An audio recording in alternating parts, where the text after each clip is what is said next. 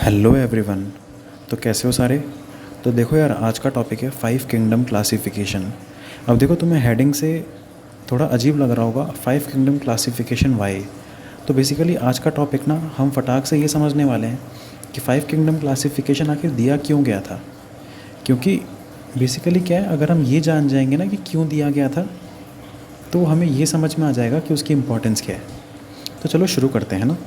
5 kingdom classification को दिया था R.H. वेटेकर ने 1969 में। ठीक है। The kingdom defined by him were named Monera, Protista, fungi, Plantae और एनिमेलिया। ठीक है। अब मेन कैरेक्टर्स और मेन क्राइटेरिया जो क्लासिफिकेशन के थे, वो क्या यूज़ किए थे R.H. वेटेकर ने। सेल स्ट्रक्चर, कि सेल का स्ट्रक्चर कैसा है, प्रोकैरियोटिक है, यूकैरियोटिक है, बॉडी ऑर्गेनाइजेशन कैसा है, यूनिसेलुलर है, मल्टीसेलुलर है, मोड ऑफ न्यूट्रिशन कैसा है, ऑटोट्रॉफिक है, हेटरोट्रॉफिक है, रिप्रोडक्शन कैसा है, सेक्सुअल है, एसेक्सुअल है, और फाइलोजेनेटिक रिलेशनशिप यानी कि इवोल्यूशनरी रिलेशनशिप ऑर्गेनिजम्स के बीच में कैसी है।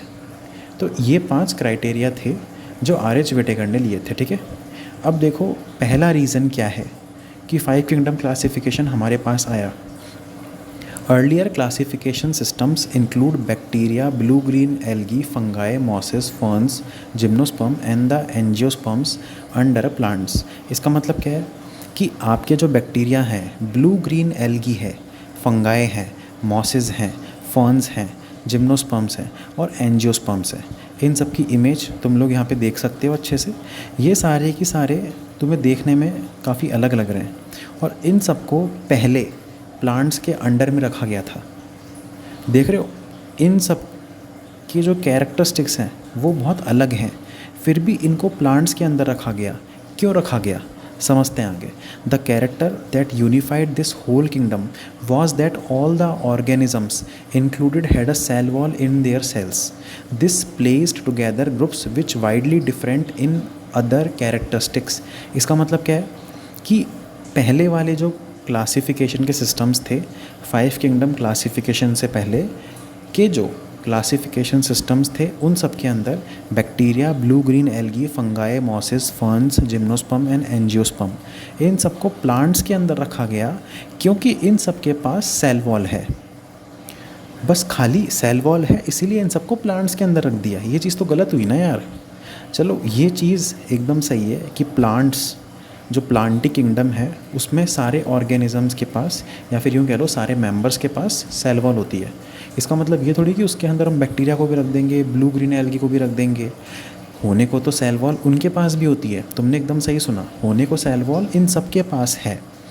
बैक्टीरिया के पास है, ब्लू ग्रीन एल्गी के पास है, फंगाई के पास है, मॉसिस के पास है, फर्न्स के पास है, जिम्नो और एंजियो के ही पास है, जिम्नोस्पर्म और एंजियोस्पर्म के ही पास है।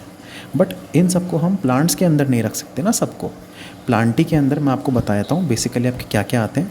प्लांटी के अंदर बेटा आपके आते हैं मॉसेस आते हैं, फर्न्स आते हैं, जिम्नोस्पर्म आते हैं, एंजियोस्पर्म आते हैं, और आपके एल्गी आती है। ब्लू ग्रीन एल्गी और एल्गी में बेटा आपके डिफरेंस होता है। ब्लू ग्रीन एल्गी आपके मोनेरा में आती है, ये एक तरह का बैक्टीरिया है, ये मोनेरा में आता है। साइनोबैक्टीरिया के अंदर पढ़ते हैं इनको, ब्लू ग्रीन एल्गी को। और जो एल्गी है, जो खाली जो एल्गी है, वो बेसिकली आपके आते हैं प्लांटी के अंदर। ये डिफरेंस है थोड़ा बहुत इन दोनों के बीच में, थोड़ा बहुत क्या, बहुत ज़्यादा डिफरेंस है। तो तुम ये चीज़ ध्यान रखना, ठीक है। नेक्स्ट पॉइंट पे मूव करते हैं। It brought together the prokaryotic bacteria and the blue green algae cyanobacteria with other groups which were eukaryotic. इसका मतलब क्या हुआ, देखो सेल आपके पास दो तरह के होते हैं, प्रोकैरियोटिक और यूकैरियोटिक। अब सेकंड रीज़न क्या है कि 5 किंगडम क्लासिफिकेशन आया, उसका सेकंड रीज़न ये है कि 5 किंगडम क्लासिफिकेशन से पहले हम लोगों ने क्या किया था, या फिर साइंटिस्टों ने क्या किया था, prokaryotic bacteria and blue green algae cyanobacteria को अदर यूकैरियोटिक ग्रुप्स के संग में रख दिया। यानी कि बैक्टीरिया और ब्लू ग्रीन एल्गी जो साइनोबैक्टीरिया हैं, वो दोनों आपके प्रोकैरियोट्स हैं। तो उनको इन लोगों ने, साइंटिस्टों ने क्या किया, यूकैरियोट्स के संग में रख दिया। तो ये चीज़ भी गलत हो गई। तीसरा रीज़न देखो, it also grouped together the unicellular organism and the multicellular once.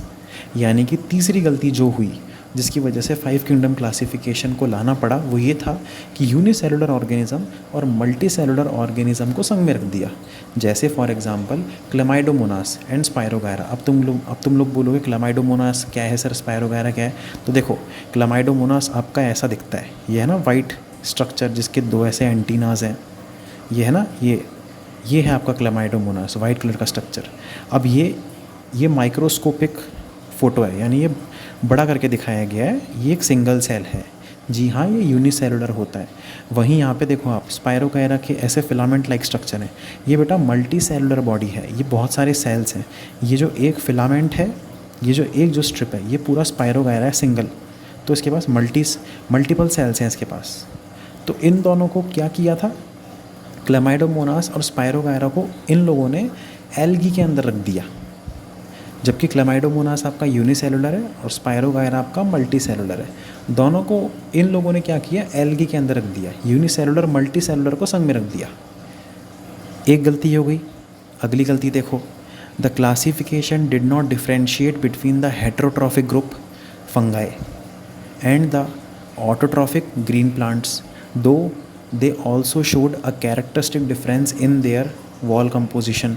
The fungi had chitin in their walls while the green plants had a cellulosic cell wall. घबराओ मत, इसका मतलब मैं बताता हूँ। इसका मतलब है कि 5 किंगडम क्लासिफिकेशन को लाने का एक और कारण ये था कि पहले की जितने भी क्लासिफिकेशन के सिस्टम्स थे उन सब के अंदर साइंटिस्टों ने क्या किया, हेटेरोट्रॉफिक ग्रुप कौन से होते हैं, जो दूसरे पे खाने के लिए डिपेंड रहते हैं, तो उसमें कौन आता है, फंगाई।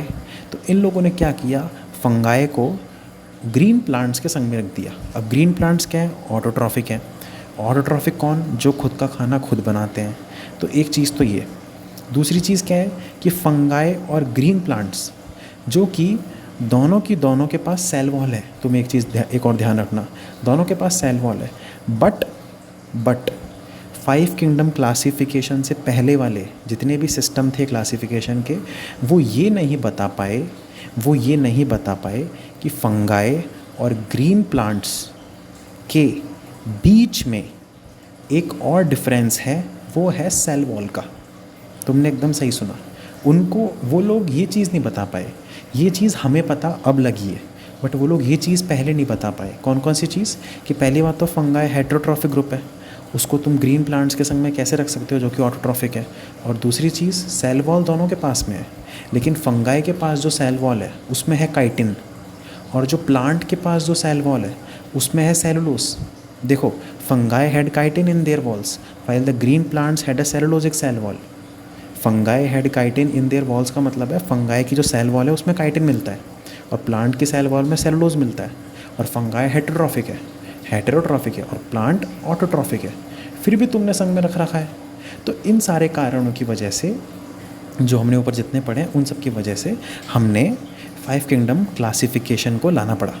अब when such characteristics were considered, अब इन सारे कैरेक्टरिस्टिक्स के बेसिस पे जहाँ पे फंगाई को हमें अलग रखना चाहिए था, तो R.H. विटेकर ने फंगाई को अलग किंगडम में रखा, किंगडम फंगाई के अंदर। ठीक है, अब देखो और क्या क्या चेंजेस हुए। सारे प्रोकैरियोटिक ऑर्गेनिजम्स को हमने एक साथ रखा मोनेरा के अंदर। सारे प्रोकैरियोटिक ऑर्गेनिजम्स को हमने एक साथ रखा मोनेरा के अंदर, और सारे unicellular single cell unicellular eukaryotic organism को हमने रखा प्रोटेस्टा के अंदर। यानी कि सारे प्रोकैरियोट मोनेरा के अंदर और सारे unicellular single cell eukaryotic organism Protista के अंदर।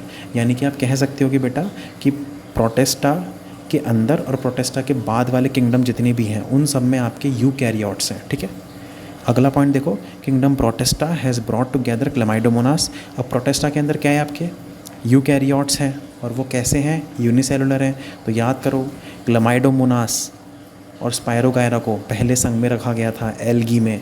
अब क्लेमाइडोमोनास को निकाला और उसे प्रोटेस्टा के अंदर रखा गया। क्लेमाइडोमोनास क्या है, यूकैरियोट है, यूनिसेलुलर। देखो वाइट स्ट्रक्चर, 2 एंटीना, आ गया ना क्लेमाइडोमोनास। तो kingdom Protista has brought together Chlamydomonas, chlorella, ये रहा आपका क्लोरेला, सिंगल सेल्ड है, सारे के सारे सिंगल सेल्स हैं, जैसे स्कैटर्ड है ना, ये सारे सिंगल सेल है। क्लोरेला, इसको भी पहले एल्गी के अंदर रखा गया था, within plants and both having cell wall, इन दोनों के पास ही सेल वॉल होती है, क्लामाइडोमोनास क्लोरेला दोनों के पास सेल वॉल है, ठीक है। With paramecium and amoeba which were earlier placed in animal kingdom which lack cell wall, with paramecium and amoeba which were earlier placed in animal kingdom which lack cell wall। Paramecium और amoeba को भी इन लोगों ने Protista के अंदर रखा। अब क्या होता है, पैरामीशियम और अमीबा के पास ना आपके सेल वॉल नहीं होते, तो इसीलिए पहले 5 किंगडम क्लासिफिकेशन से पहले पैरामीशियम और अमीबा को एनिमल्स के संग में रखा गया, एनिमल किंगडम में रखा गया, किंगडम एनिमेलिया में, क्योंकि इन दोनों के पास सेल वॉल नहीं है। बट इनको वहाँ से निकाला RH विटेकर ने और इनको रखा प्रोटेस्टा के अंदर। तो आपके क्लामाइडोमोनास क्लोरेला पैरामीशियम अमीबा इन सबको रखा गया प्रोटेस्टा के अंदर, और प्रोटेस्टा में क्या है आपके यूनिसेलुलर यूकैरियोटिक ऑर्गेनिज्म, ठीक है। It has put together organism which in earlier classification were placed in different kingdoms. This happened because the criteria for classification change. इस वजह से 5 किंगडम क्लासिफिकेशन के अंदर उन वाले ऑर्गेनिजम्स की प्लेसेस, या यूँ कह लो उन वाले ऑर्गेनिज्म के किंगडम चेंज हुए जिनको पहले वाले क्लासिफिकेशन सिस्टम में कहीं और रखा गया था, क्योंकि क्राइटेरिया अब क्लासिफिकेशन के चेंज हो चुके थे, ठीक है। This kind of changes will takes place in future too, ये वाले चेंजेस फ्यूचर में भी होंगे, depending on the improvement in our understanding of characteristics and evolutionary relationship. जैसे जैसे हमारी अंडरस्टैंडिंग बढ़ती जाएगी, किस चीज़ की अंडरस्टैंडिंग, ऑर्गेनिजम्स के कैरेक्टरिस्टिक की, ऑर्गेनिजम्स के बीच में इवोल्यूशनरी रिलेशनशिप की, कि कौन किससे इवॉल्व हुआ है, कौन इवोल्यूशन में पहले आया, कौन इवोल्यूशन में बाद में आया, वो होती है आपकी इवोल्यूशनरी रिलेशनशिप्स। तो उनकी अंडरस्टैंडिंग जब हमारी बढ़ जाएगी तो आने वाले टाइम में चेंजेस, किसके अंदर चेंजेस, ऑर्गेनिजम्स की प्लेसेस के अंदर, ऑर्गेनिज्म के किंगडम के अंदर चेंजेस देखने को मिलेंगे। Over time an attempt has been made to evolve a classification system which reflects not only the morphological, physiological and reproductive similarities but is also phylogenetic, that is based on evolutionary relationship. इतने भारी भरकम sentence का क्या मतलब है, बहुत ही easy मतलब है कि ओवर टाइम, समय के साथ में अटैम्प्ट्स किए गए हैं ताकि हम हमारे क्लासिफिकेशन सिस्टम को इवॉल्व कर सकें, यानी कि क्लासिफिकेशन सिस्टम को अपडेट कर सकें। जिस तरह से आप अपने एप्लीकेशंस को प्ले स्टोर और ऐप स्टोर के थ्रू अपडेट करते हो, उसी तरह से क्लासिफिकेशन सिस्टम को हम अपडेट कर सकें, इवॉल्व कर सकें, जिससे कि हमारे क्लासिफिकेशन सिस्टम के अंदर मॉर्फोलॉजिकल, फिजियोलॉजिकल और रिप्रोडक्टिव सिमिलैरिटीज़ को ही कंसीडर ना किया जा सके। यानी कि देखो होता क्या है बेसिकली, पुराने वाले क्लासिफिकेशन सिस्टम्स के अंदर मॉर्फोलॉजिकल यानी ऐसे कैरेक्टरिस्टिक्स जो कि दिखते हैं आँखों से, जैसे तुम प्लांट्स को कैसे पहचानते हो, हरी पत्तियों से, जानवर को कैसे पहचानते हो, 4 टांगों से, इंसान को कैसे पहचानते हो, 2 टांगों से, तुम इंसेक्ट को कैसे पहचानते हो, छोटा सा है, उड़ता है, काटता है, खून चूसता है, आवाज़ करता है, जूं जूं जूं आवाज़ करता है। तो इस तरह से ये हो गया मॉर्फोलॉजिकल कैरेक्टरिस्टिक्स। फिजियोलॉजिकल कैरेक्टरिस्टिक्स क्या होते हैं, उसकी फिजियोलॉजी कैसी है, उसका एक्सक्रीटरी सिस्टम कैसा है, डाइजेस्टिव सिस्टम कैसा है, क्या खाता है, क्या पीता है, क्या निकालता है, तो ये हो गया फिजियोलॉजिकल। एंड रिप्रोडक्टिव सिमिलैरिटीज़ यानी कि वो रिप्रोड्यूस कैसे करता है, वो अपने बेबीज़ को बर्थ कैसे देता है, क्या वो सिंगल पेरेंट है, क्या मेल फीमेल दोनों इन्वॉल्व होते हैं, या फिर खाली मेल, या फिर खाली फीमेल, या फिर खाली सिंगल पेरेंट इन्वॉल्व होता है। इन सब के बेसिस पे हम पहले क्लासीफाई करते थे। अब हम उसके अंदर फाइलोजेनेटिक, याद करो क्या होता है फाइलोजेनेटिक, इवोल्यूशनरी रिलेशनशिप भी ला चुके हैं। क्यों है ज़रूरी इवोल्यूशनरी रिलेशनशिप, ताकि हमें पता चल सके कि पहले कौन आया, बाद में कौन आया। ये पहले कौन आया, बाद में कौन आया, ऐसे क्या होता है बेटा, एक सीक्वेंस बनता है चीज़ों का। जैसे पहले प्रोकैरियोटिक सेल आया, फिर यूकैरियोटिक सेल आया, फिर उस यूकैरियोटिक सेल से हम बने, तो इस तरह से चेंजेस होते हैं। तो हमें इससे क्या है ना, क्लासिफिकेशन सिस्टम को स्ट्रॉन्ग करने में हेल्प मिलती है। जिस तरह से आपके टेक्स्ट बुक में चैप्टर्स का सीक्वेंस है, पहले ये चैप्टर, फिर ये चैप्टर, फिर ये चैप्टर, तो पढ़ने में मज़ा आता है। अगर रैंडमली कुछ भी उठा के दे दिया जाए कि पढ़ लो जो मन में आए चैप्टर, तो तुम लोग एक स्ट्रक्चर मांगोगे कि एक स्ट्रक्चर तो दो, हमें एक कहानी तो बताओ कि आखिर ये चैप्टर यहाँ क्यों है। तो उसके लिए आपको एक रिलेशनशिप समझना पड़ेगा ना, आपकी नॉलेज में, आपके डेटाबेस में वो चीज़ होनी चाहिए कि अच्छा ये चीज़ ऐसे आई तो ऐसे काम की, तो एक रिलेशनशिप टाइप। तो इसीलिए क्लासिफिकेशन सिस्टम में हमारे पास खाली मॉर्फोलॉजिकल, फिजियोलॉजिकल और रिप्रोडक्टिव सिमिलैरिटीज़ ही नहीं होनी चाहिए, क्या क्या और होना चाहिए, इवोल्यूशनरी रिलेशनशिप भी होना चाहिए, जो कि R.H. विटेकर लेकर आए थे 1969 के अंदर थ्रू 5 किंगडम क्लासिफिकेशन। डन? समझ आया?